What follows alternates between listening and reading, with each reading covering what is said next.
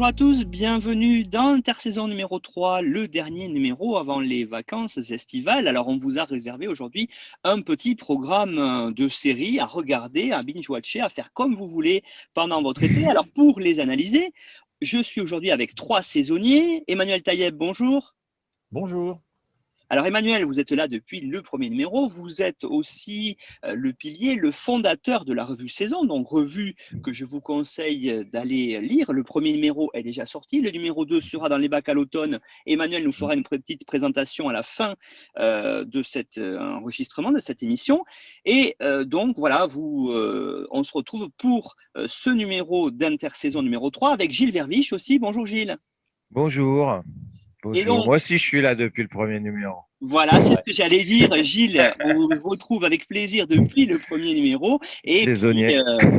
qui a pris le train en route et qui nous fait à chaque fois grand plaisir à venir nous retrouver. C'est Perrine Kenneson. Donc, on vous retrouve tous les trois pour aujourd'hui un programme assez complet avec une première série, on va en parler tout de suite, qui a très très bien fonctionné sur TF1, qui a été un petit peu la surprise de ce printemps sur TF1, c'est la série HPI avec notamment Audrey Fleurot. On parlera ensuite d'une autre série qui fonctionne très bien sur le Amazon Prime, c'est Underground Railroad. Et puis, en dernier, on aura aussi comme une série avec une héroïne que vous connaissez bien, c'est la série Mare of Easttown, qui est donc là aussi dans un autre cadre, mais que du bon aujourd'hui, enfin en tout cas que du bon, des séries qui ont fonctionné, des séries qui sont aussi très profondes, comme Underground Railroad.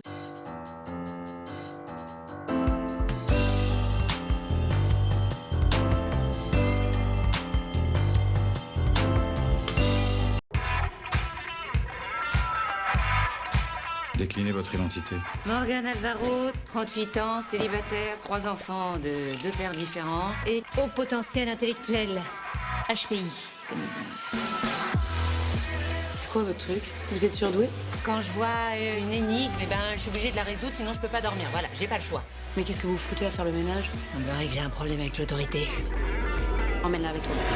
Je l'emmène où? Prends-la avec toi sur l'enquête. Tu plaisantes, j'espère. Cette fille a 160 de QI. Mais je me fous de son QI. Salut les poulets. Petite chouquette. On est sur une scène de crime, là. Touchez à rien, s'il vous plaît. Laissez-moi réfléchir, parce que là, vous me perturbez. Bingo. Ça se tient. Les enfants, je vous présente le commandant Karadec. Monsieur, il est où votre gyrophare? Tiens, voilà, t'es content? Vous faites quoi, là? Je le connais, il nous aurait pas lâchés. Et elle n'a pas fini de vous surprendre. HPI, bientôt sur TF1. D'abord peut-être demander à Perrine Kenneson en premier de nous parler, de nous présenter HPI et de nous en parler. Perrine, alors, qu'est-ce qu'on peut dire sur cette série qui est un immense succès sur TF1?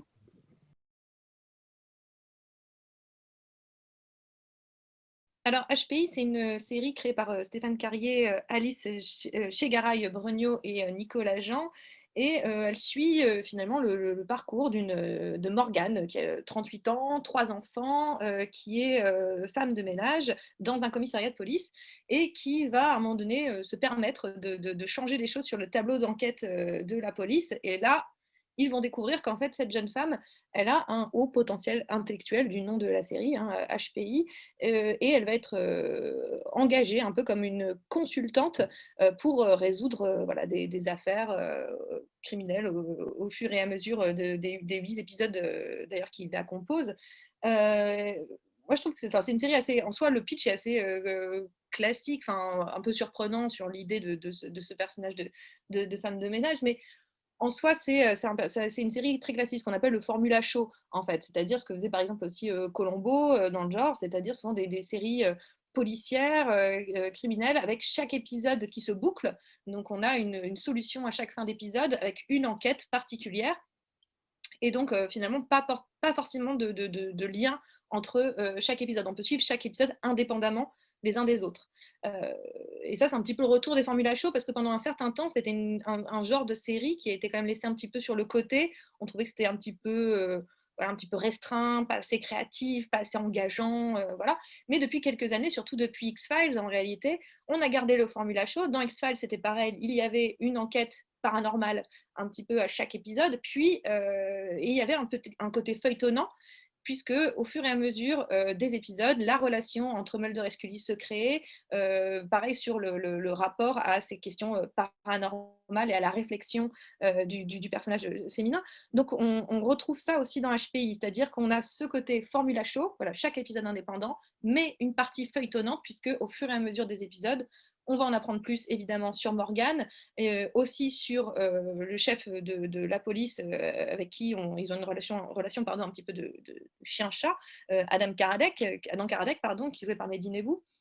Et cette relation va grandir avec le fameux vont-ils pas voilà, se séduire, être ensemble. Et à ce niveau-là, la série est plutôt intéressante parce que c'est un grand classique aussi, le vont-ils pas, mais elle fait entrer en jeu aussi des questions de famille recomposée, famille qui change, famille contemporaine en fait. Et en ça, c'est très intéressant. En fait, ce que j'aime beaucoup dans la série HPI, déjà, c'est son côté ultra accessible, bien réalisé, amusant, vraiment très amusant. Et ce personnage voilà, de Morgan Alvaro, qui est une femme voilà, qui débarque un petit peu dans ce milieu-là. Elle n'a rien à voir avec ça, c'est une femme un peu rebelle. Elle a tous les attraits en fait, d'une femme très contemporaine, avec physiquement, dans son style vestimentaire, elle fait un petit peu penser un petit peu à la rifteuse, voilà, cette figure du féminisme, enfin une figure parfois un peu controversée, mais en tout cas du féminisme, où c'est une femme qui se débat toute seule et qui s'en sort toute seule et qui est quand même une femme qu'on dit une femme forte, et donc en ça, elle est tout à fait dans son temps. C'est aussi une femme qui voilà, a des tenues très, on pourrait dire, un peu affriolantes à plein d'endroits, mais qui l'assume complètement. C'est le genre de personnage un petit peu comme dans le film La Revanche d'une blonde, où Elle Woods voilà, et cette jeune femme très habillée frivolement, mais qui va montrer aussi qu'elle n'est pas que ce physique, elle est aussi très intelligente. Et c'est exactement ce même type de personnage qu'on va juger d'abord sur son physique, sur sa manière de s'habiller. On va la juger socialement, et aussi parce qu'elle vient d'un milieu peu aisé, elle est femme de ménage, on la juge sur son travail, et c'est un personnage qui, par ses propres capacités, et sa force de caractère va déjouer les clichés. Et en soi, c'est ça que j'aime beaucoup dans cette série. Elle rend ça ultra accessible, ultra comment dire, amusant, facile comment dire, à adhérer en fait. En réalité, ça doit beaucoup évidemment à la personnalité d'Audrey Fleurot, qui donne beaucoup pour ce personnage en réalité. Donc je trouve que voilà, HPI, c'est pas la plus grande série qu'on peut voir dans sa vie, mais je trouve pour ce qu'elle est, pour ce qu'elle se vend, elle respecte tout à fait ce qu'elle prétend être. Et moi je trouve que c'est déjà beaucoup en fait en soi de ne pas aller au-delà de ce qu'on prétend être, et même d'être une série plutôt maligne. On a envie naturellement de la comparer comment dire, à la série de France 2 avec Corinne Maziero, Capitaine Marlowe, parce que c'est aussi une femme un petit peu inattendue, avec des comportements, alors elle plus proche revendicatif, plus proche gilet jaune, voilà, qui est assez puissant aussi. Mais je trouve qu'il y a quelque chose d'encore plus intéressant dans HPI, notamment sur sa manière de mettre en scène aussi les autres personnages.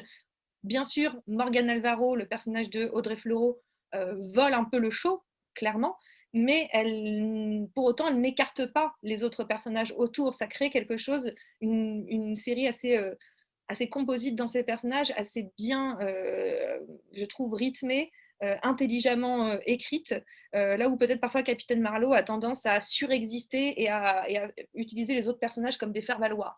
Donc voilà, je trouve que c'est vraiment pour un essai, c'est un très bel essai. J'ai très envie de voir une saison 2 parce que honnêtement, moi j'ai mangé les 8 épisodes d'un seul coup. C'est très très plaisant. Et ça a eu un succès absolument monstrueux sur TF1 qui ne s'est pas démenti du premier jusqu'au dernier épisode, à plus de 10 millions de spectateurs, ce qui est quand même dingue à l'heure actuelle de faire autant à la télévision. Donc je pense qu'il ne faut pas absolument pas nier à la fois la portée populaire, mais aussi la qualité d'écriture d'une série comme HPI. Merci, Perrine, c'est vrai que cette analyse, il y a beaucoup de choses à dire, Emmanuel Taïeb, hein, sur cette série-là. TF1, en fait, semblait vouloir faire une immense nouveauté. Ça a bien fonctionné. Si on gratte un peu le vernis, finalement, c'est des séries qui ont fait un peu le succès de TF1 qui sont reprises ici.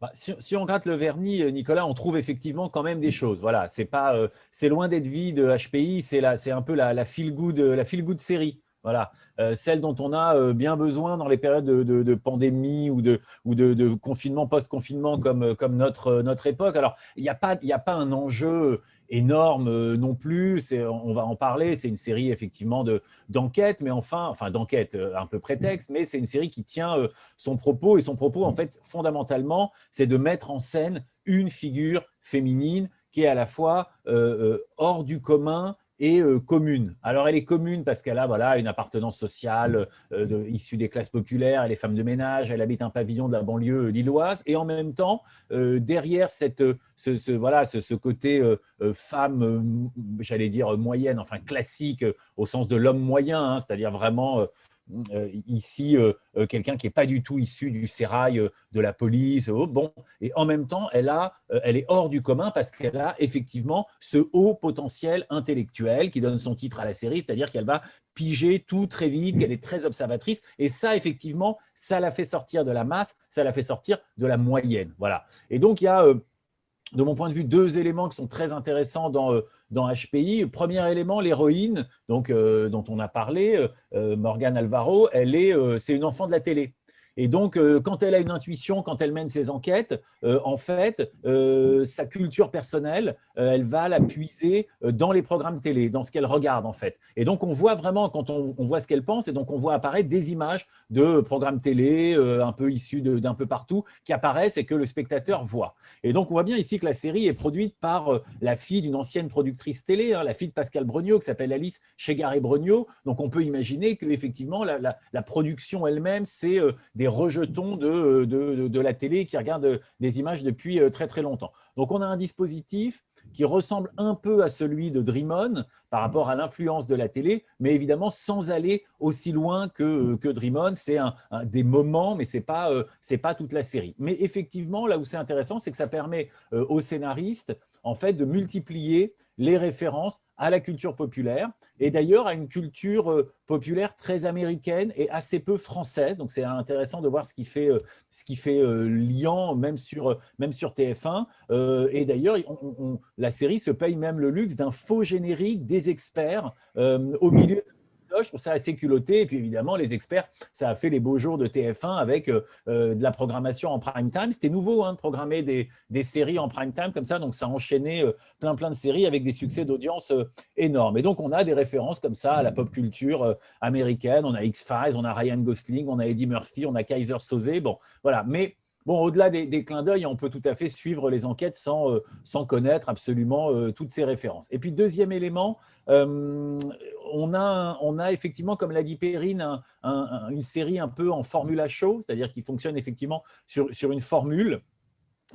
Où l'enquête, et je le disais, l'enquête est plutôt un prétexte et ça permet évidemment à Morgane Alvaro, donc le personnage joué par Audrey Fleurot, de faire la différence en activant justement cette espèce de connaissance, ces connaissances qu'elle a sur plein de fonctionnements. Et donc voilà, on a ce procédé-là de Morgane qui fait avancer l'enquête systématiquement, et le procédé lui-même devient réflexif. Parce que dans les 2 derniers épisodes, le personnage de Karadec, donc le vrai policier, demande à Morgane si elle va les sortir de l'impasse avec son espèce de don. Voilà. Et donc, effectivement, l'enquête, c'est qu'à chaque fois, tout va se jouer sur un ou plusieurs détails qu'elle va remarquer, que le spectateur n'a pas nécessairement remarqué. On ne l'a pas toujours aidé d'ailleurs, on ne lui montre pas exactement tout, mais on lui montre quand même beaucoup de choses. Donc, ça va être, alors ça a marqué les spectateurs, l'orientation des églises, la date d'apparition du Colin Maillard, des cafards morts sous un frigo. Bon, voilà, tous ces éléments-là vont permettre de résoudre des enquêtes. Ce qui est intéressant quand même, c'est que la série insiste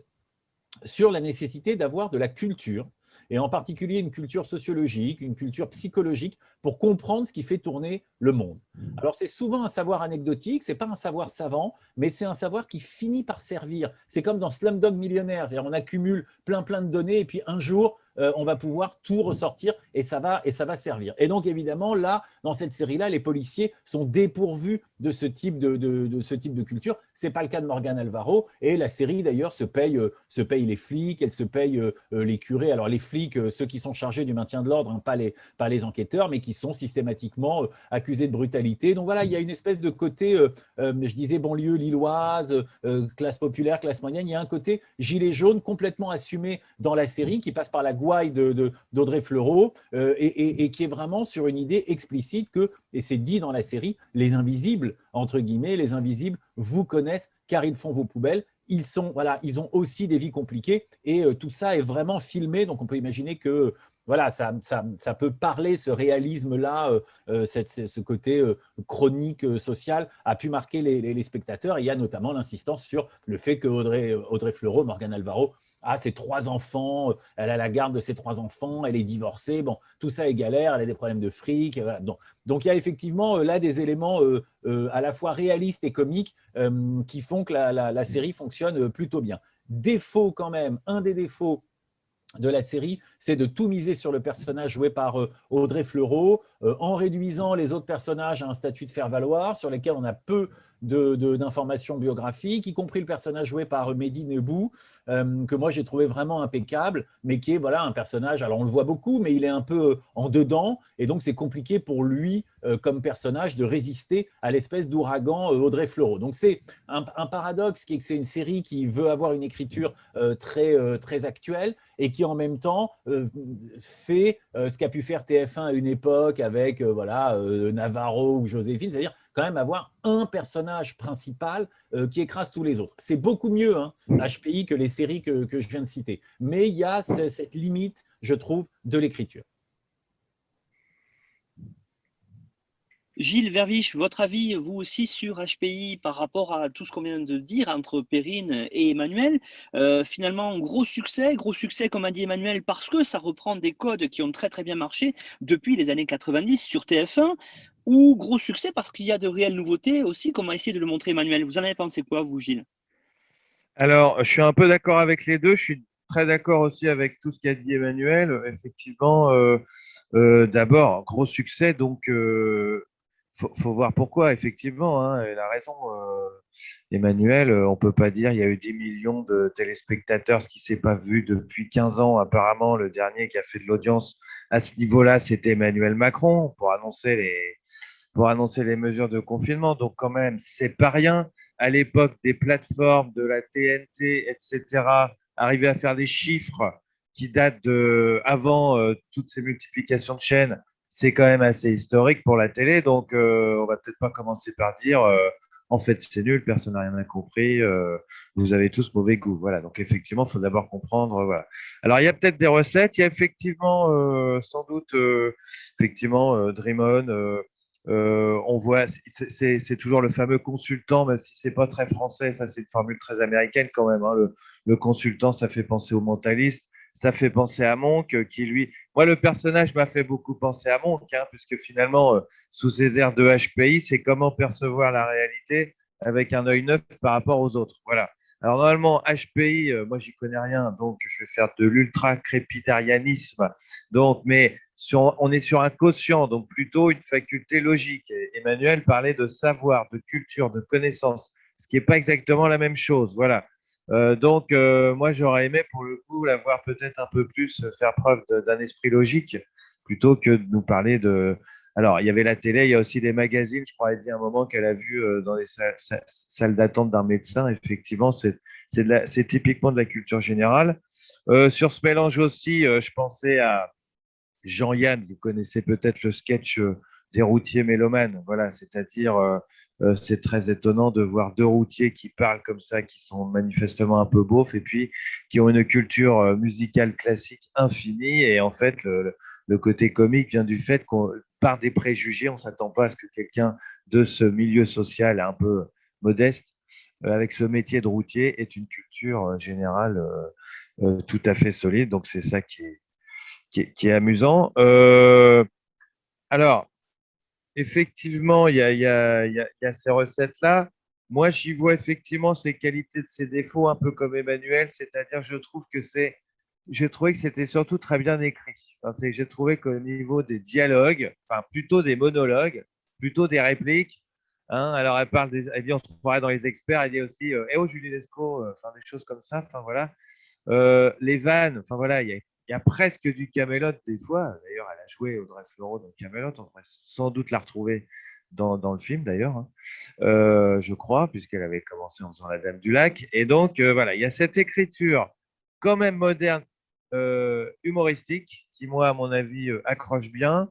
Après, le défaut, c'est qu'effectivement, d'une part, j'ai trouvé qu'elle jouait un peu caricatural. Alors, elle dit qu'elle est très attachée au personnage, etc. Moi, j'ai trouvé que de temps en temps, elle en fait un peu des caisses. Moi, je l'aurais préféré finalement, hein, ça fait tout de suite, voilà, ça fait un télo snobinard, mais je l'avais préféré dans Engrenage, hein, finalement, dans son rôle de la méchante avocate austère, hein, voilà. Ce qui n'empêche pas d'être aussi rentre dedans. Et puis, effectivement, moi, je trouve qu'on est dans la série française TF1 pour la bonne raison que une fois sorti du premier rôle, tous les autres sont quasiment mauvais. Enfin, voilà, moi, vraiment, hein, alors, je suis désolé, hein, mais alors à commencer par la commissaire de police, on n'y croit pas 2 secondes, ça tient pas la route. D'abord, elle joue mal et ensuite, elle n'a pas l'autorité du tout. Voilà, c'est pas l'ancien de Liliane et Catherine. comment hein, Catherine et Liliane. Catherine et Liliane, voilà. Alors, il est transparent hein, là-dedans. Et bon, il porte un café. Voilà, quand tu disais qu'effectivement, on n'a pas donné, ils n'existent pas, quoi. Hein, ils n'existent pas. Et voilà. Alors, il me semble que dans des bonnes séries à l'américaine, le gars qui passe au fond du plan là-bas, il a un prix de conservatoire. Enfin, voilà. Et là, je trouve que, voilà, on a même lui, alors Mehdi, au fur et à mesure, vers la fin, alors, je ne sais pas dans quel ordre ils ont tourné, parce qu'on sait très bien qu'on ne tourne pas forcément dans l'ordre des épisodes, mais je trouve que vers la fin, on s'attache, il joue mieux, mais franchement, dans les 2-3 premiers épisodes, il y a un décalage, c'est limite gênant, je trouve, à quel point les acteurs jouent pas bien. On est dans le jeu TF1. Voilà, donc une écriture moderne, mais un jeu qui pourrait être peut-être pour elle un peu moins caricatural et pour les autres rôles un peu plus solide, quoi. Voilà, hein. Mais sinon, effectivement, ça se regarde agréable. Alors après, dernier point, très rapide. Il me semble que, à mon avis, le succès peut aussi s'expliquer. On parlait d'un feel good. Voilà, je pense que conjoncturellement, il doit y avoir aussi des explications. Voilà, que HPI, voilà. Et puis effectivement, comme disait Emmanuel, on est dans la catégorie sociale plutôt courante. 80% des Français hein, qui se disent, c'est un peu l'intelligence pour les nuls, quoi, ou la réussite pour les nuls. Enfin voilà, c'est-à-dire tu ignores, il y a un côté Jedi, hein, tu ignores le pouvoir que tu possèdes, même si tu habites en banlieue, que tu es une mère célibataire, famille monoparentale, on appelle ça, hein, ce qui est un peu oxymorique, hein, famille monoparentale, voilà, bon. Et donc, même si toi, eh ben, tu as quelque chose en toi et qui tourne rond, enfin, qui tourne pas rond, mais qui voilà. Donc, il y a un côté identification, à mon avis, qui fonctionne assez bien. Voilà. Merci à tous les trois pour la présentation de notre première série, c'est-à-dire HPI, série TF1, vous l'avez dit. Surprise au niveau des audiences, surprise aussi un petit peu au niveau du scénario, avec, on l'a dit, les défauts que vous venez de constater tous les trois, mais une série, comme a très bien dit Emmanuel, feel good, effectivement. C'est une série qui se regarde, on va dire, qui se laisse regarder facilement. On n'a pas besoin d'être hyper concentré peut-être dessus. On passe un bon moment.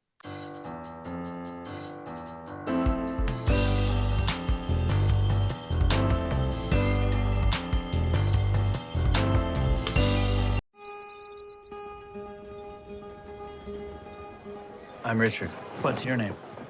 Mare. Give it up for Miss Lady Hawk herself. Why do they call you Lady Hawk? I made a shot in a basketball game 25 years ago. They think you're a hero. Oh, I love it. Look at that. Must have been some shot. Most places, no. Around here, yeah. What do you do, Mayor? I'm a detective. A detective? You don't have any bodies hidden under your porch, do you? Not yet, no.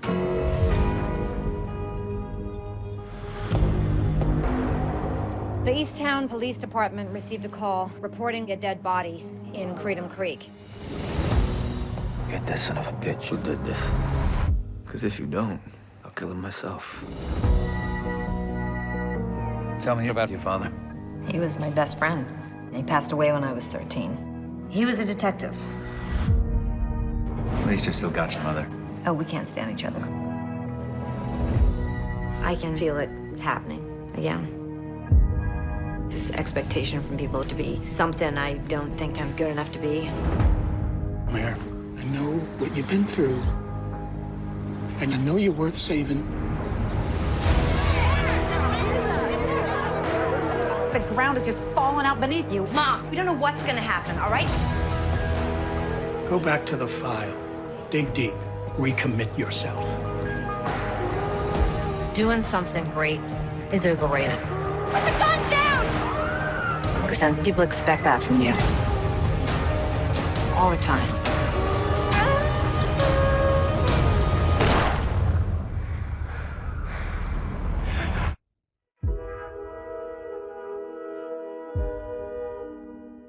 C'est une mini-série qui vient de sortir sur HBO, c'est une mini-série américaine. On part pour la Pennsylvanie, on va retrouver Kate Winslet, qui n'est pas sur le Titanic, mais qui est ici dans un autre rôle, celui d'une inspectrice de police qui vient enquêter dans une petite ville pour un meurtre, pour le meurtre d'une jeune fille. Alors peut-être Gilles, j'ai fait un pitch très rapide, allez-y, vous avez décortiqué cette série pour nous, allez-y, faites-nous une vraie... Alors, elle n'est pas dans le Titanic, mais c'est quand même l'histoire d'un naufrage. Voilà, on pourrait effectivement multiplier les métaphores. Alors, effectivement, Mare of Easttown. Alors, traduit en français, Mare, c'est son prénom. Elle s'appelle Mare, M-A-R-E. C'est assez étrange. Moi, je ne connaissais pas ce prénom. Alors, en plus, of Easttown, parce que la ville où ça se passe, c'est Easttown. Alors, disons-le tout de suite, on est dans, moi, ce que j'avais plutôt reconnu comme étant des séries anglaises comme Broadchurch ou The Bay. Voilà, c'est-à-dire vous avez une petite communauté dans un petit village avec donc une enquête. Vous savez, dans Broadchurch, la série c'est Olivia Colman, je crois, qui depuis a fait des Oscars et 1001 rôles. The Queen, The Crown, The Queen dans The Crown. Voilà, et donc vous avez toujours la flic comme ça qui... Alors, une petite ville, une petite communauté avec une ambiance un peu sombre, des gens un peu de tous les jours, et puis évidemment un crime dans le premier épisode, et puis qui est le prétexte finalement à une enquête. Alors comme dans tous ces films, moi je vous dis, j'ai pensé quand même à l'ambiance anglaise. Alors il y a deux héros un peu dans cette série. Il y a d'abord la ville, la communauté de la ville, qui n'est pas très française. Je pensais aux séries anglaises. Là, ça se passe en Pennsylvanie. Je crois savoir que le créateur, Brad Inglesby, est originaire d'Easttown, mais il a réinventé un peu la ville. Donc, c'est vraiment au départ une communauté américaine. Et donc, un peu à la Simenon, je ne sais pas, mais au fur et à mesure de l'enquête, on va découvrir les secrets de toutes ces familles qui sont beaucoup moins lisses qu'il n'y paraît. Et puis, la deuxième héroïne, évidemment, c'est la fameuse Mare. Alors, Mare, c'est marrant en français, qu'elle s'appelle Mare, parce qu'en français, ça veut dire quelque chose. Elle porte bien son nom, voilà. C'est-à-dire que c'est une mère. Alors, c'est peut-être le fil rouge, la thématique de cette intersaison quand même, c'est qu'on se retrouve encore une fois avec, comme dans HPI, avec une mère célibataire dont le mari est plus ou moins parti, qui rappelle vraiment le personnage de The Bay, qui elle-même a des problèmes. Et en fait, tous les personnages... Alors, derrière l'intrigue en fait policière, c'est les femmes en général, les mères en particulier, qui se retrouvent au cœur de l'intrigue. Voilà, la fille qui se fait tuer au début, donc au premier épisode, à la fin seulement d'ailleurs. C'est ça qui est intéressant. Le premier épisode est assez intéressant, c'est-à-dire que le meurtre a lieu qu'à la fin du premier épisode, où d'abord on décrit un peu toute la galerie de portraits de cette petite communauté. On ne sait pas trop où on veut nous emmener. Donc la fille mère qui est victime avait un enfant. Kate Winslet, qui joue donc mère, a elle-même un enfant, et donc il y a le drame de sa vie, hein. Alors je ne sais pas si c'est spoilé ou pas, mais c'est pas vraiment spoilé, je crois qu'on l'apprend dès le début. Son fils est mort dans des conditions plus ou moins obscures, etc., etc. Elle a sa meilleure copine aussi, enfin voilà. Alors, pourquoi regarder cette série? D'abord parce que dès la fin du premier épisode, c'est accrocheur. Enfin voilà, c'est binge watcher. Voilà, je ne sais pas quel est le terme, hein, mais d'abord l'intrigue est bien faite. Kate Winslet est effectivement assez exceptionnelle, hein, dans ce qui doit être une mini-série, mais disons-le tout de suite, tout le monde parle d'une saison 2 puisque j'ai appris que HBO avait explosé ses records d'audience en diffusant cette série. Pourtant, HBO, hein, ils ont diffusé Les Sopranos, Game of Thrones, j'en passe, c'est des meilleurs. Et là, apparemment, la plateforme, apparemment sur HBO Max, il y a eu un moment, une demi-heure de bug. Les gens ne pouvaient plus accéder tellement tout le monde voulait accéder pour la diffusion du dernier épisode. Voilà. Donc, c'est effectivement un gros succès. Kate Winslet qui a 45 ans, hein, alors pour le révéler un peu dans ma tranche d'âge, depuis Titanic, elle a bien changé. Elle assume tout à fait son âge, elle assume tout à fait sa situation de femme, de mère. Et effectivement, on est dans ces personnages de flics torturés, ambigus. Tous les personnages dans cette série sont à double, à triple tiroir. Il n'y a pas un bon et un méchant. Tout le monde est un peu ambivalent. Tout le monde, hein, voilà. C'est pas les cow-boys et les indiens, les bons et les méchants, quoi. C'est-à-dire que les bons et les méchants sont tous à la fois gentils et méchants. Elle fait des choses pas reluisantes, hein, justement dans les histoires avec son petit-fils, parce qu'elle est grand-mère à 45 ans, bizarrement. Elle est grand-mère parce qu'elle a récupéré le fils de son fils mort. Alors bon, c'est un peu, voilà, et elle essaye d'avoir la garde. Voilà, donc une intrigue policière dans une petite ville à l'ambiance un peu feutrée où il y a beaucoup de secrets de famille et un jeu d'acteurs, alors là, pour le coup, exceptionnel. Et là, pour le coup, n'importe quel pilier du pub joue bien. Voilà. Et voilà. Donc, donc voilà. Donc, c'est une série qui a fait beaucoup parler d'elle. Kate Winslet aussi, et à juste titre. Donc, moi, je ne peux que vous recommander chaudement de voir cette série très actuelle, très contemporaine, et encore avec le sujet des femmes, des mères, mais sur un mode beaucoup moins comique, pas du tout même, que HPI. Voilà. OCS. Merci Gilles Verviche pour cette présentation et ce début d'analyse. Alors, sur Mare of Easttown, alors vous, Perrine Kenneson, vous en avez pensé quoi de cette série HBO avec Kate Winslet diffusée sur OCS? Donc la Mare of Easttown, on va suivre évidemment le personnage de Kate Winslet et évidemment c'est un petit peu elle qui fait toute la série. On va pas se mentir, Mare de cette fameuse ville de Easttown, et elle est absolument bouleversante dans le rôle de cette femme flic, intègre, bouffée de l'intérieur par une histoire terrible en lien avec sa famille. Qui essaie de composer. Elle a un rôle presque de Mater Dolorosa, en fait, d'une certaine façon. C'est un personnage qui prend la peine des autres pour ne surtout pas faire face à la sienne. C'est un personnage qui est là à la fois sévère mais juste, mais aussi faillible. Et c'est ça qui est la grande force de la série écrite par Brad Inglesby. Mais en plus de ce personnage de Mare qui est voilà, absolument hyper bien travaillé du début jusqu'à la qui a une évolution absolument fascinante en fait, du début jusqu'à la fin de la série, une évolution personnelle, une évolution aussi au sein de cette enquête qui en fait n'est pas si importante. Elle est importante, mais ce n'est pas en vérité le vrai attrait de Mare of Easttown. En fait, ce que fait Brad Inglesby, ce qu'il avait déjà fait quand il avait écrit d'autres films, là c'est une série, mais il a écrit la plupart du temps aussi des longs métrages, et notamment Les Brasiers de la colère.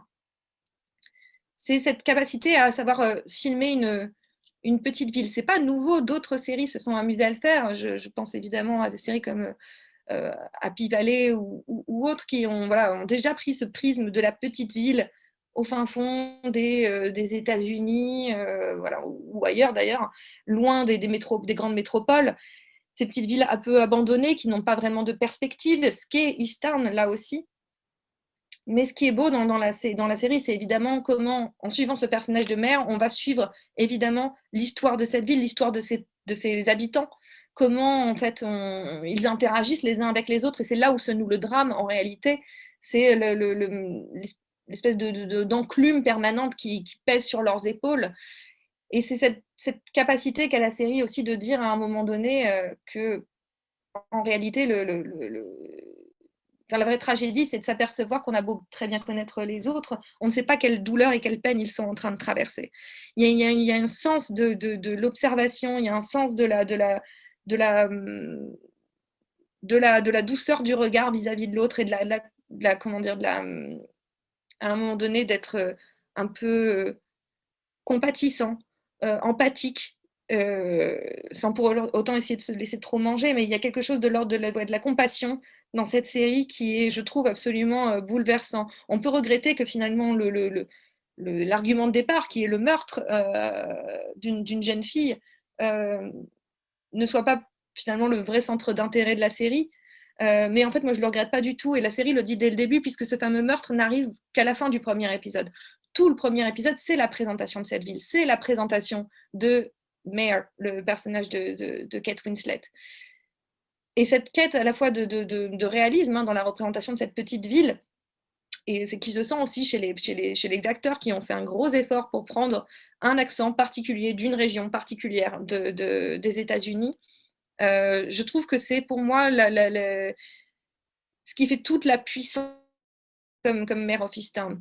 Et cette capacité à créer, bien sûr, du suspense, puisqu'on doit passer d'un épisode à l'autre, évidemment, mais elle ne se fait pas au détriment de ces personnages, elle ne se fait pas au détriment, finalement, d'une narration qui deviendrait artificielle.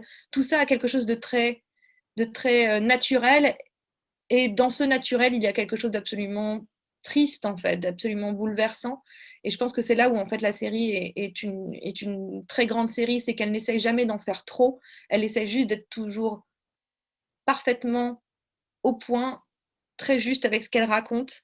Et je pense que c'est je pense que c'est vraiment une très grande série qui mérite tous les honneurs, et surtout Kate Winslet, encore une fois, qui, si on ne le savait pas déjà, est une très grande actrice. Et là, j'espère qu'elle raflera tout, et j'aimerais bien même qu'on a nouveau pour récompenser Kate Winslet pour cette performance dans Mare of Easttown. On a envie de voir plus de séries comme ça. C'est pas forcément joyeux, mais c'est une série qui, à un moment donné, fait du bien à l'âme dans sa capacité à la compassion. Même si elle ne fait pas du bien à l'âme dans sa capacité à montrer la monstruosité humaine. Mais c'est une très grande série. Merci Perrine. Emmanuel Tayeb, vous, de votre côté, Mare of Easttown, vous avez adhéré à l'ambiance, vous avez adhéré à ce rôle de Kate Winslet, comme a dit Gilles Verviche tout à l'heure, qui foncièrement assume son âge et ce nouveau type de rôle peut-être un peu pour elle.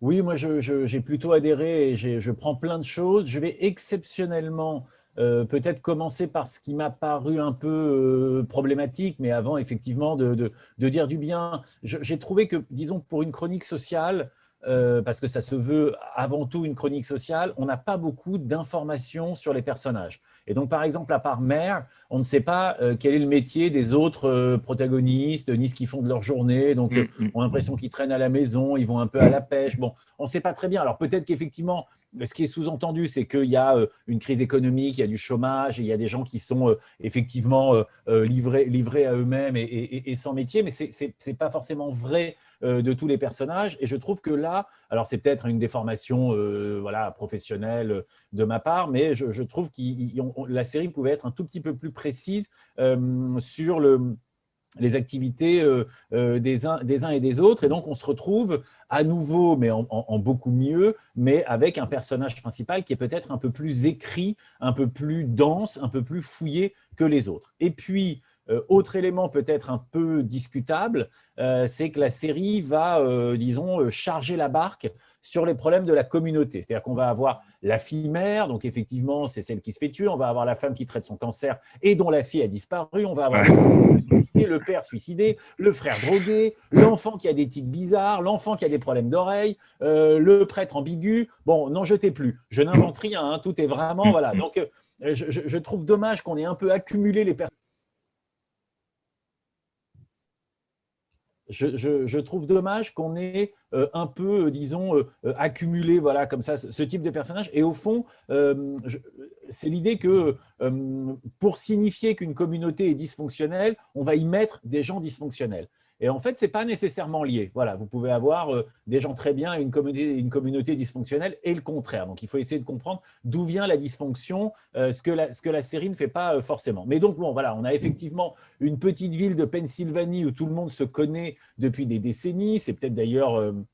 l'une des sources du problème. Et puis, on comprend, Gilles a eu raison d'insister sur la place et le rôle des femmes. Toutes ces femmes, on a l'impression que la communauté repose sur elles. Et effectivement, elles ont toutes été amies à un moment parce qu'elles ont toutes été dans l'équipe de basket qui a été championne, y compris Kate Winslet. Et on les prend évidemment 25 ans après cet exploit sportif et on est en présence d'une communauté non seulement qui a vieilli, mais qui commence à être travaillée par des mots de plus en plus voyants. Bon. Et ces mots, ces dysfonctionnements, ils préexistent au meurtre et à la disparition d'une jeune fille, parce qu'en fait, il y a 2 enquêtes dont on va comprendre finalement qu'elles sont dissociées. Et puis, ces dysfonctionnements vont affecter l'héroïne elle-même. Et ce qui est intéressant, c'est que ce n'est pas une oie blanche. Voilà, elle se fait même à mi-parcours virer de la police parce qu'elle a dissimulé des fausses preuves dans les affaires de sa belle-fille pour qu'elle n'obtienne pas la garde. Bon, donc voilà, personne n'est innocent. Évidemment, là, à partir du moment où on crée de l'ambiguïté comme ça, c'est très intéressant parce que l'identification au personnage, même si je ne suis pas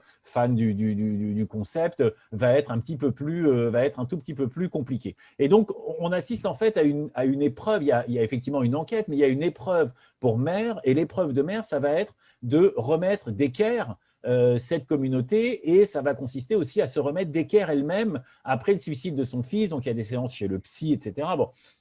Donc, la justice ici, ce n'est pas simplement d'avoir trouvé le coupable. On ne va pas en dire trop, mais disons que Mère aurait pu ne pas le dénoncer. Bon, voilà, c'est un débat philosophique, on va le dire comme ça. Mais la justice consiste à mettre cette communauté face à tous les non-dits et face à toutes les relations toxiques qui se sont nouées depuis très longtemps. Voilà. Pour le reste, c'est un peu l'affaire Grégory croise The Killing, et version danoise, et ça fonctionne plutôt bien. Et je trouve que le récit arrive quand même à alterner des moments cocasses. Il y a quand même des moments d'humour dans des situations assez graves. Par exemple, quand Mère va dissimuler un toast de foie gras dans un canapé. Donc voilà, il y a non seulement un jeu sur la gastronomie, mais un jeu sur le goût social. Et puis des moments qui sont vraiment très durs, et avec une économie du récit qui impose d'y entrer vraiment très vite. Le premier épisode, c'est The Wire. On va vous balancer 15 personnages différents et vous allez vous débrouiller. Donc là, on est effectivement dans du HBO et dans le pari sur l'intelligence du spectateur. Ça a été dit et répété, donc voilà, on arrive après la bataille, mais il faut le redire, Kate Winslet est vraiment très bien. Elle joue vraiment très bien. Il vaut mieux d'ailleurs parce qu'elle est quasiment de tous les plans ou presque. Hein. C'est son personnage qui est au cœur du récit, comme il est au cœur de la communauté en réalité. Et c'est intéressant d'avoir ce personnage qui est une gardienne de l'ordre, mais une gardienne un peu mouvante, hein, mais qui effectivement monte en puissance et arrive finalement à rendre la justice dont on parlait tout à l'heure. Oui, d'ailleurs, juste pour rebondir sur ce que disait Emmanuel, je crois que vers la fin, à la toute fin, ça doit être sa fille qui lui dit ça parce qu'elle envisage plus ou moins de partir en se disant que la ville ne lui va pas. Puis elle lui dit, mais non, tu peux, en fait, tu es bien ici. Et elle dit aussi, la ville, c'est toi qui la rend meilleure ou c'est toi qui lui fait du bien. Enfin, cette ville est bien grâce à toi, quoi. Donc, effectivement, c'est dit, c'est quasiment, je crois, la dernière réplique de la série. On lui dit qu'elle est effectivement le centre de l'union de cette ville, finalement. Voilà, tout ce que je voulais rajouter. Merci à tous les trois pour cette présentation de la série donc HBO disponible sur OCS, Mare of Town, une série là aussi que l'on recommande parce qu'il y a quand même beaucoup de choses à voir et on n'est pas du tout dans la même ambiance que notre première série du jour, que HPI. Et justement, il y a là, je pense, une vraie complémentarité parce que c'est totalement différent.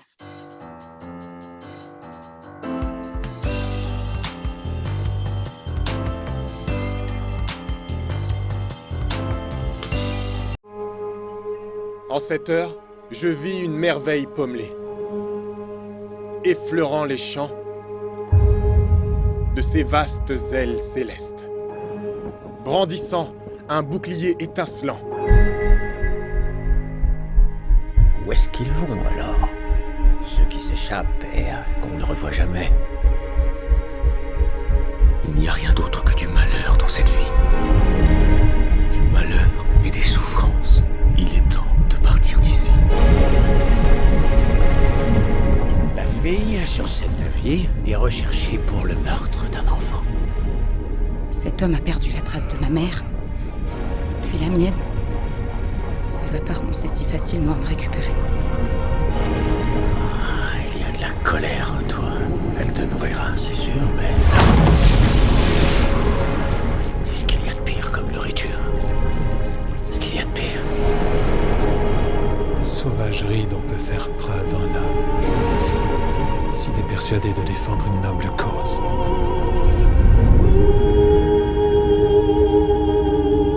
Vous avez fait tout ça avec le chemin de fer? Oui. Et j'ai abandonné ces gens que j'aimais. Il n'y a rien qui ait été offert. Tout a été gagné. Accrochez-vous. Ce que vous avez construit.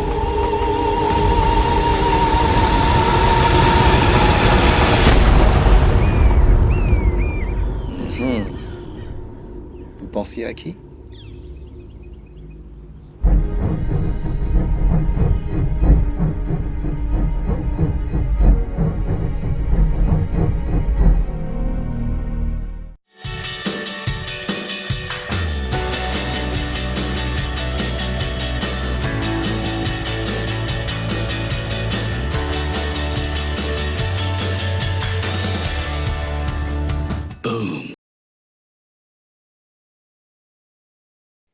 Troisième série de notre intersaison numéro 3, on va rester aux États-Unis, mais on va changer d'époque.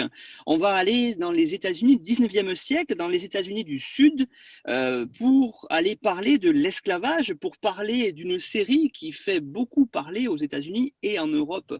D'ailleurs, c'est la série Underground Railroad, une série qui parle véritablement de l'esclavage, mais aussi des façons de s'en sortir avec un regard très onirique, avec une caméra et une photo exceptionnelle, une bande-son aussi très bien là-dessus. Qu'est-ce que vous en avez pensé, Perrine, et surtout Emmanuel, peut-être pour commencer, en présentant rapidement la série aux auditeurs? Alors oui, merci Nicolas. Underground Railroad, c'est une série qui est disponible sur Amazon Prime depuis mai 2021. C'est une série de 10 épisodes qui a été entièrement créée et réalisée par Barry Jenkins qui vient du cinéma. Et on croise aussi d'ailleurs Brad Pitt comme producteur exécutif avec sa société Plan B. C'est l'adaptation du livre à succès de Colson Whitehead qui avait reçu le prix Pulitzer en 2017 et Colson Whitehead est aussi producteur exécutif. Donc on voit qu'il y a vraiment des gens à la manette, aux manettes qui maîtrisent absolument l'œuvre et son processus d'adaptation. Alors l'histoire, elle est faussement simple. On suit le périple de Cora, notamment une jeune esclave en fuite qui va traverser une partie des États-Unis, de la Géorgie à l'Indiana, via notamment un réseau de chemins de fer souterrains qui donne son titre à la série et qui est évidemment un réseau métaphorique. Underground Railroad, c'est le nom d'un réseau d'aide aux esclaves qui a vraiment existé au 19e siècle, mais qui était en fait constitué de routes considérées comme sûres pour amener les fuyards au Mexique ou dans des États abolitionnistes. Et donc voilà, c'est un retournement là sur la figure du train. En Europe, les trains amenaient à Auschwitz et ici aux États-Unis, ils amènent vers la liberté, pour le dire évidemment de manière très rapide. Alors c'est une série effectivement très réussie, très puissante. peut-être avec quelques longueurs, ça s'étire un peu, mais enfin bon, voilà, c'était vraiment pour marquer un défaut, et sa puissance provient, je trouve, d'un paradoxe qui est que sa dimension fantastique, parce qu'elle a une dimension fantastique très forte, permet quand même de ressentir au plus près l'expérience douloureuse des personnages. On a effectivement une série qui flirte assez souvent avec le fantastique, il y a des scènes oniriques, il y a des atmosphères suspendues, il y a des moments un peu spectraux, il y a des moments un peu kafkaïens, il y a des longs panoramiques au ralenti qui sont là effectivement pour montrer toute la folie et toute la violence de cette époque que traversent les personnages. Et effectivement, toute la série, c'est une odyssée hallucinée dans les États du Sud, qui n'ont de cesse que de capturer leurs esclaves, de les mettre à mort éventuellement, de tuer aussi les Blancs qui les soutiennent. Donc il y a une violence sociale et une violence politique qui est permanente. Et Cora et ses compagnons d'infortune sont prisonniers d'une géographie qui est littéralement sans échappatoire. Et le spectateur ressent vraiment intimement ce que ça signifie de vivre dans un pays où un nombre incalculable de gens vous veulent du mal et veulent au final vous mettre à mort. L'héroïne dit « On se demande même s'il y a une destination réelle, il n'y a que des lieux à fuir. » Donc effectivement, pas d'échappatoire et pas d'espoir. Et en regardant Underground Railroad, j'ai aussi beaucoup pensé à la série de David Simon, The Plot Against America, qui est une uchronie où cette fois ce sont les juifs américains qui sont déportés et victimes de pogroms dans une Amérique où l'antisémitisme a libre cours. Et de la même façon, il y a à un moment des passages complètement hallucinés où l'un des personnages va chercher un de ses enfants, on va le dire comme ça, à l'autre bout, à l'autre moitié des États-Unis, et croise des gens du Ku Klux Klan qui ont pris le contrôle dans des villes en flammes. Bon, il y a quelque chose de cet ordre-là, d'une auscultation, d'une violence américaine. Alors, dans le cas de la série de David Simon, c'était une uchronie. Là, il y a effectivement un travail documentaire très important sur la question de l'esclavage aux États-Unis. Donc, partout où Cora arrive, il y a un problème, c'est-à-dire qu'il n'y a jamais de repos, parce qu'on voit bien comment tous les esprits de cette époque, on est au 19e siècle, avant la guerre de sécession, sont gagnés par la hiérarchie des races, sont gagnés par la haine des Noirs, et même ceux qui font mine d'aider les esclaves en fuite, en réalité ne les aident pas réellement. Il y a un épisode très étrange où Cora et son compagnon César arrivent dans une institution qui est tenue par des Blancs, et en fait ils comprennent assez vite que l'ambition de cette institution, c'est de stériliser les femmes et les hommes noirs pour éviter qu'ils se reproduisent. Et puis même quand ils arrivent dans un havre de paix qui est une communauté agricole qui s'appelle la communauté agricole de Valentine, eh bien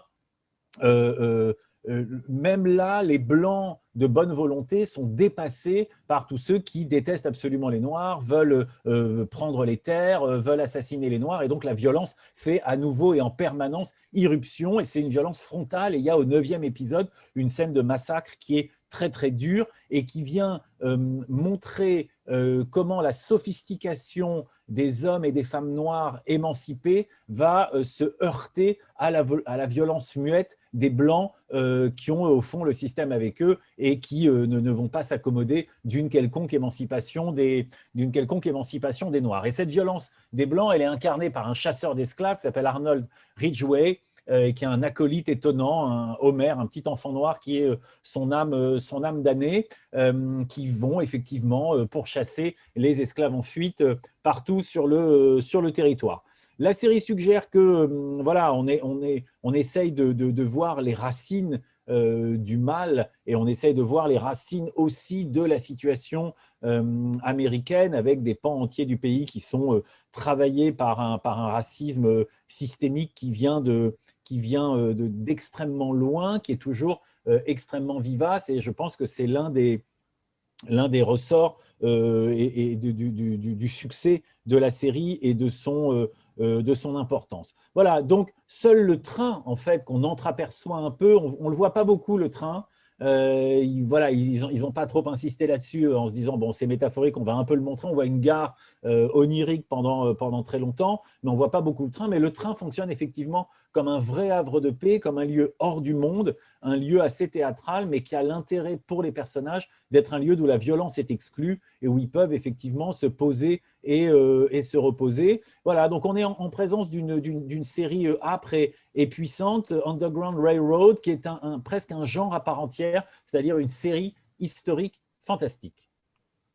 Perrine Kenneson, maintenant, par rapport à justement cette série Underground Railroad, qu'est-ce que vous en avez pensé? Est-ce que vous aussi, vous êtes laissé emporter par ce train? Malgré toute la violence qu'on peut voir dans cette série, il y a quand même un côté très onirique qui, comme l'a dit Emmanuel, ressort fortement. Underground Railroad, c'est la série de Barry Jenkins. Moi, je trouve que c'est une série absolument époustouflante et à la fois irrespirable.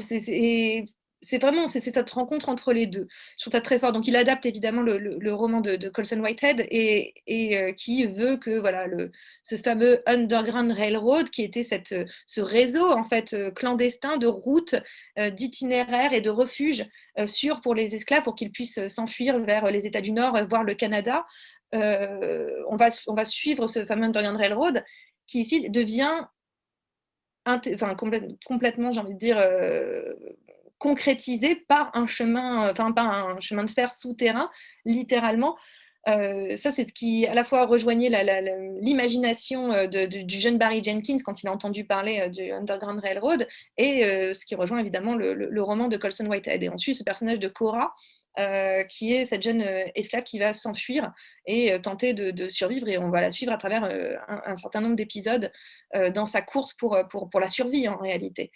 Et chaque épisode va être un petit peu l'occasion en fait de voir différentes manières, différentes formes que peuvent prendre l'esclavage, différentes violences que peut prendre l'esclavage aussi. Et c'est ça la grande force en fait de Underground Railroad, c'est de ne rien nous épargner de cette violence, rien du tout. Elle n'amoindrit pas jamais la violence qu'est l'esclavage. Elle oppose à cette violence une beauté des images qui est chère à Barry Jenkins, évidemment, quand on voit quand il a fait Moonlight ou Sybil Street pouvait parler, c'est quand même un grand cinéaste de la couleur, de la mise en scène et de la photographie. Et là, il réutilise ses capacités de cinéaste absolument sublimes pour Underground Railroad, et ce choc en fait entre la beauté visuelle et la violence inhérente à l'histoire et à ce qu'on nous raconte, qui est à la fois nuancé, à la fois fantasmé, à la fois proche du réalisme magique à plein d'endroits, fait que, honnêtement, c'est pas une série qu'on a envie de binger. C'est beaucoup trop dur d'enchaîner plusieurs épisodes tellement c'est âpre, tellement c'est violent. Mais la beauté des images nous force aussi à regarder la violence en face. Et moi, je trouve que ça, c'est en soi une réussite en tant qu'artiste de savoir faire ça. C'est une série qui nous prend littéralement aux tripes en fait. Et je pense que Underground Railroad est une très très très très grande série. Ça, j'ai aucun doute là-dessus. Après, voilà, c'est pas une série évidente, c'est pas une série agréable à aucun endroit. À part visuellement, encore une fois. Mais je pense que voilà, on a fait quand Barry Jenkins s'emploie à faire une série comme ça, et c'est intéressant de voir comment on s'empare de la question noire, alors en l'occurrence ici, et par le prisme de l'esclavage. Barry Jenkins est bien conscient qu'il ne peut pas rendre exactement ce qu'était la violence de l'esclavage, ce qui était la réalité de l'esclavage. Personne ne le pourra. Si on ne l'a pas vécu, on ne peut pas savoir. Mais il fait cet effort, au moins d'essayer de retranscrire l'ineffable. Il fait l'effort d'essayer de nous faire ressentir les choses, d'essayer un tout petit peu de nous mettre dans les baskets des personnes qui ont subi cette histoire. À aucun moment, il ne se prétend détenir la vérité ou être absolu dans ce qu'il est en train de faire, mais au moins il essaye, et ça, moi, je trouve ça absolument sublime, et c'est intéressant de voir que lui fait ça, et de l'autre côté, on a Steve McQueen quand il fait Smolax, sa collection en 5 je sais pas comment dire, 5 films, 5 épisodes, 5 œuvres autour de la communauté jamaïcaine en Angleterre dans les années 70-80, qui est absolument bouleversante, touchante, sublime aussi visuellement. C'est intéressant de voir ces cinéastes s'emparer de ces questions-là, essayer de les retranscrire de leur point de vue, avec à la fois leur culture, leur vécu, leur couleur de peau. Moi, je trouve que c'est absolument grandiose. J'ai envie de voir plus de choses comme ça, qui sont à la fois des œuvres nécessaires, pertinentes, et en même temps des grandes œuvres tout simplement visuel et en termes de mise en scène. Je pense que c'est important d'avoir des cinéastes qui s'emparent à ce point-là de ces questions-là et savent aussi bien les retranscrire. Merci pour cette analyse à tous les deux de Underground Railroad. Alors, si vous voulez aller plus loin, vous pouvez la regarder, bien sûr. Tout à l'heure, Emmanuel l'a dit, sur Amazon Prime. Et puis, en parallèle aussi, si vous voulez vous renseigner sur cette période, on rappelle aussi, sorti cette année, The Good Lord Bird, disponible sur Canal, qui lui aussi parle de cette Amérique pré-guerre de sécession, de cette Amérique esclavagiste dans les États du Sud. Et donc, les deux apportent un certain complément de regard par rapport à cette histoire-là qui peut nous paraître, nous en Europe, parfois très compliquée à comprendre. Et même si ce ne sont que des fictions avec des écritures sérielles tirées de romans, on apprend quand même pas mal de choses dessus.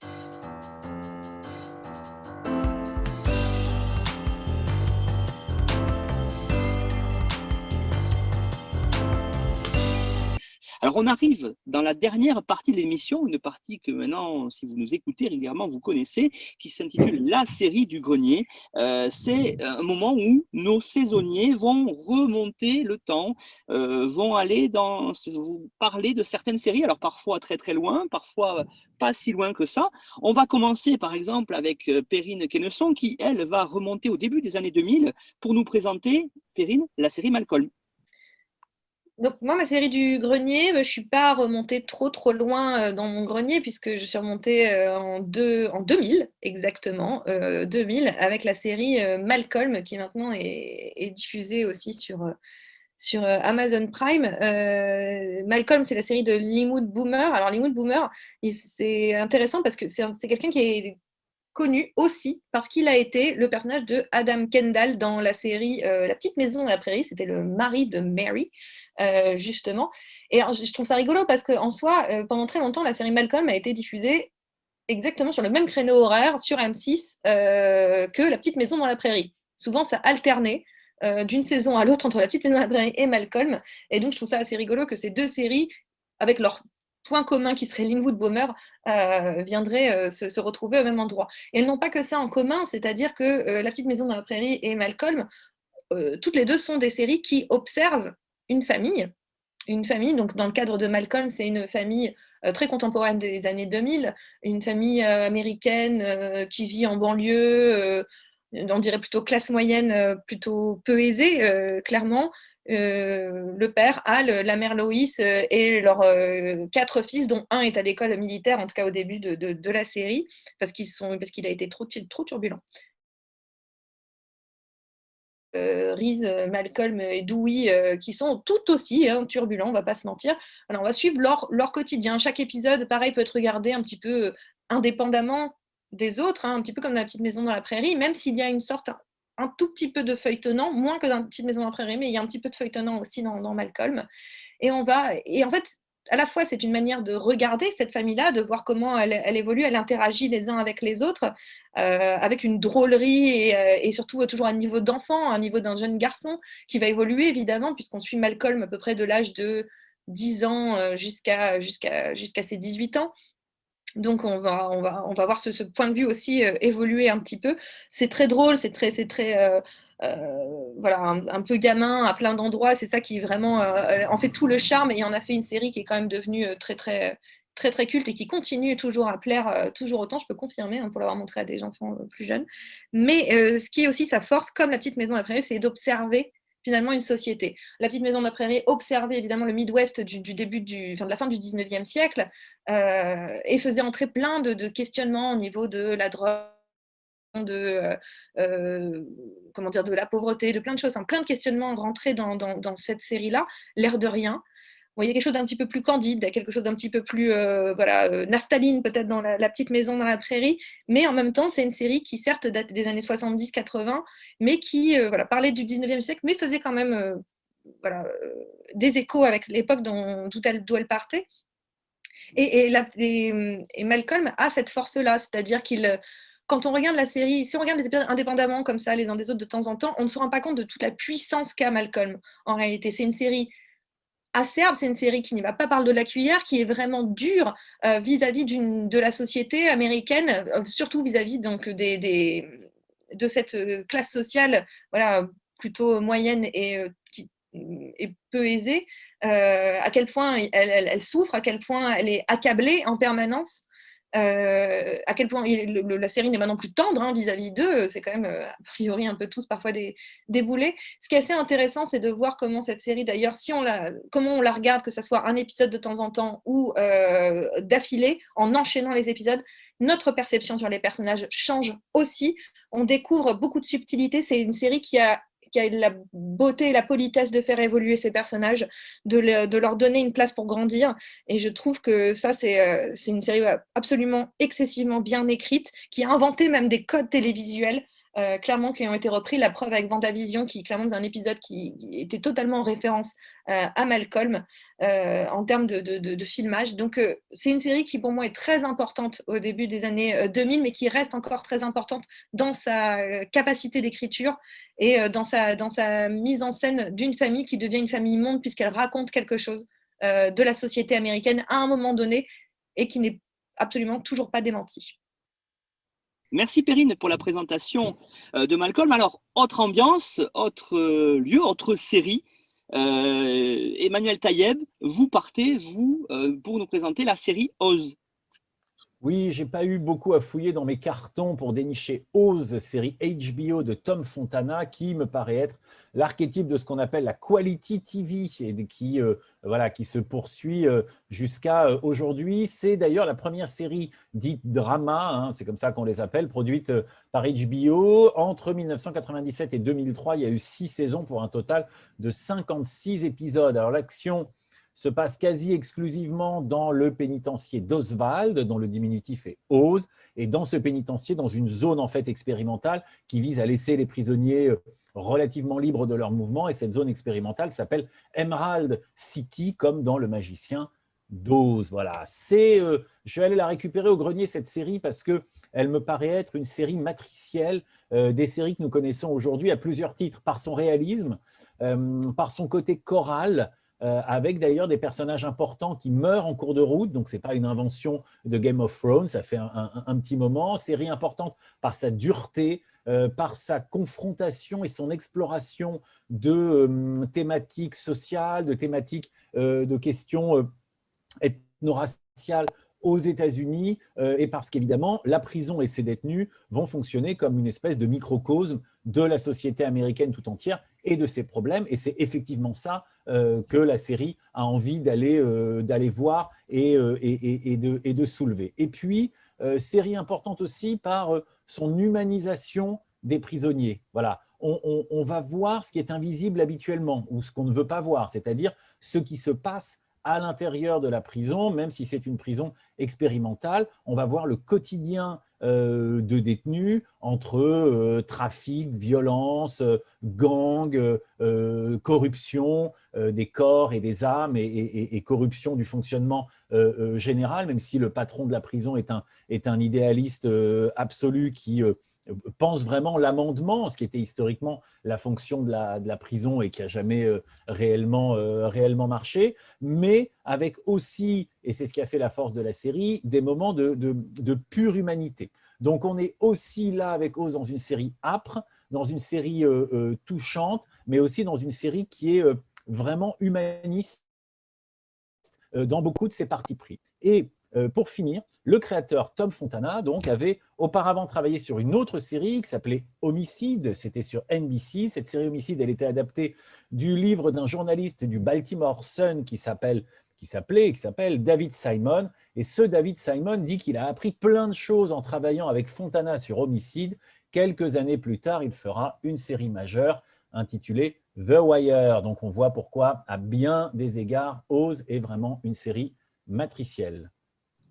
Merci Emmanuel pour la présentation de cette série, effectivement essentielle dans le paysage sériel et sériel américain en particulier. Alors, on va rester aux États-Unis. Je sais que pour nous présenter cette série, Gilles Verviche a sorti son Stetson. On va aller là au début des années 80 vers une des séries qui a été les plus populaires de l'époque à la télévision américaine et même française. Gilles, c'est la série Dallas. C'est la série Dallas, voilà. Savez-vous que dans la série Mayor of Easttown, l'un des personnages et suspects principaux s'appelle John Ross. Moi, ça, j'ai tout de suite fait tilt. Voilà, John Ross, de ce qui s'appelait à l'époque donc J.R. Ewing. Alors, est-il besoin de rappeler ce qu'était Dallas? Alors, début des années 80 en France, mais fin des années 70 aux États-Unis. À l'époque, on n'était pas du tout dans le H+24 et encore moins dans le simultané. Il fallait attendre au moins 3 ans pour avoir le début des séries américaines. Et au mieux, on a eu un an de décalage. Donc, la famille Ewing, hein, qui vit dans son ranch, je ne sais plus comment il s'appelle, c'est le trou. South Fork. South Fork, voilà. South Fork, voilà. Alors, je suis parti de l'idée que il y a eu un spin-off, vous le savez ou pas, qui s'appelait Côte Ouest, qui a duré 17 ans. Et en faisant mes petites recherches, j'ai découvert qu'en fait, Côte Ouest était le scénario original de Dallas. C'est-à-dire que le créateur David Jacob voulait faire ce qu'on appelait un peu à l'époque un feuilleton, donc une série où les épisodes racontent une histoire qui n'est pas donc une série bouclée, et sur la vie de 3 couples qui habitaient les uns à côté des autres. Et puis à l'époque, la chaîne CBS lui a dit qu'ils auraient voulu quelque chose d'un peu plus âpre, puisque c'est un terme qu'aime bien Emmanuel. Donc voilà, donc il est parti sur des intrigues politico-financières. Et donc, il a inventé plutôt Dallas, qui, à ce titre, donc qui a duré 15 ans et qui, à ce titre, et à beaucoup de titres, me paraît être effectivement une série historique. D'abord pour sa popularité, effectivement. Ensuite, parce qu'il me semble que ce fameux JR, John Ross, est quand même le premier anti-héros marquant de l'histoire des séries télé. Maintenant, on en arrive à The Serpent, on en a parlé une fois ici, voilà. Et puis au cinéma, le Joker, Cruella plus récemment. Voilà. Et donc, JR, qui dans la première saison, en fait, était un des personnages parmi d'autres, était plutôt le frère antipathique, et puis qui, un peu comme Boba Fett dans Star Wars, finit par devenir tellement populaire auprès des téléspectateurs qu'on en a fait finalement le personnage principal. Voilà. Du coup, c'est aussi assez historique parce qu'effectivement, à cette époque, j'en ai parlé dans un de mes papiers, où on était plutôt sur des séries bouclées, hein, où les personnages n'évoluent pas du tout. Je pense, je ne sais pas moi, Chéri, fais-moi peur, par exemple, allons-y, hein, ou L'homme qui tombe à pic, ou L'homme qui valait 3 milliards, où finalement, il n'y a aucune évolution. On est dans le feuilleton, mais à l'époque, les feuilletons, c'était plutôt des soaps, hein, c'est-à-dire effectivement des histoires romantiques. Et finalement, Dallas invente la série telle qu'elle existe un peu aujourd'hui, qu'on appelait à l'époque un feuilleton, voilà, où les personnages évoluent d'un moment à l'autre. Donc, pour ces 2 raisons principalement, hein, me semble-t-il, c'est vraiment une série fondatrice. C'est la première série, je crois, qui a eu ce succès fou. Alors, pour la petite histoire, on avait essayé de de relancer la série en 2012. Je ne suis pas certain que ça ait fonctionné beaucoup. C'est vrai que Larry Hagman y est pour beaucoup, avec son rire et son sourire carnassier dans le succès du personnage. Bon, au niveau… alors là aussi, il y a des personnages qui meurent, mais effectivement, on est quand même dans la préhistoire, puisque Bobby Ewing meurt, mais il revient comme par hasard. Donc là, c'est pas du tout Game of Thrones, hein, bon, sauf si… oui, ou alors c'est l'ancêtre de Jon Snow, hein, finalement. Mais bon, là, c'était vraiment plus abracadabrantesque. Voilà, on n'était pas encore tout à fait à cheval sur les intrigues. Voilà, si un personnage était populaire, on le faisait revenir, on trouvait toujours quelque chose. Voilà. Mais donc, voilà, typique la série du grenier. Moi, j'ai été élevé à ça.